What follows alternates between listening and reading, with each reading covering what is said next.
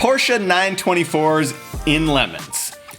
Reasonably lightweight, good handling chassis. Yes. Easily obtained for lemons prices. Yes. Even in stock form, offers off-the-charts power and reliability and easily dominates all lemons competition. Yes. Well.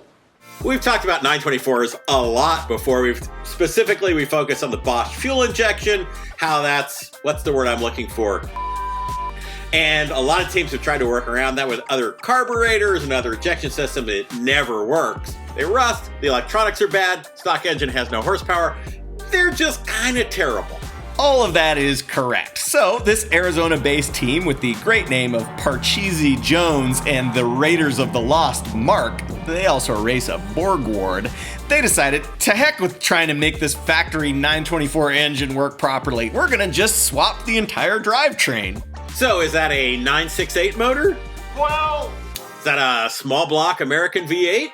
Well. Is that a D24 diesel from a Volkswagen van? Yes. Now, why did they choose a D24 diesel? Well, I have no idea why anybody would do this. Well, I kind of do, and we'll talk about that later, but possibly because the original 924 used a crappy Volkswagen Audi shared motor, and so did the van, and they wanted to stay true to the car's roots. Really?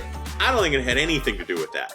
Let's talk about the motor first. The D24 is a 2.4 liter diesel inline six. It was available in a couple of different versions, including the D24 TIC, which was turbocharged and intercooled. Oh man, that sounds great. How much horsepower was that?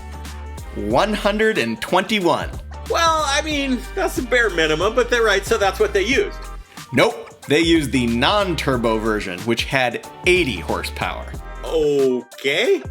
Actually, the most powerful non-turbo version had 80 horsepower.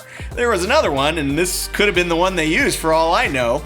It had 68 horsepower.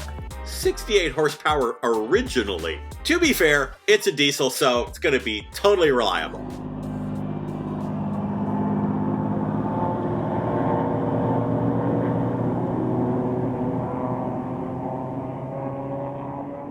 Before we go on, I gotta tell a story about this. At one of these Arizona races, these guys showed up. They bring this car, it immediately blows up. And this motor is toast, the one that they brought, right? And Phil's talking to them, they're trying to fix it. They spend all weekend tearing their hair out. No luck. I mean, it's just a horrible weekend for them. About a week later, I'm talking to Phil, and Phil says, "Oh, you know, maybe I should have told those guys. I went to the junkyard the day before the race nearby, and I saw like 2 of those engines, and didn't occur to me to mention it to them." It's actually not a surprise that there was one in a junkyard. This engine was pretty prolific. In addition to being in Volkswagen vans, they used it in the Volvo 240, 740, 940 diesel, as well as the Steyr Puch Pinzgauer. Of course. So obviously now they did not choose this motor for its performance potential. No, they did not. But that's the thing. In lemons, you're going to get way more recognition, accolades, fame for doing something dumb than doing something fast. When we're reviewing team applications, when we're making friends with teams at a lemons race, we're just looking for indications that a team or a car is going to be entertaining. And really, what's more entertaining than this?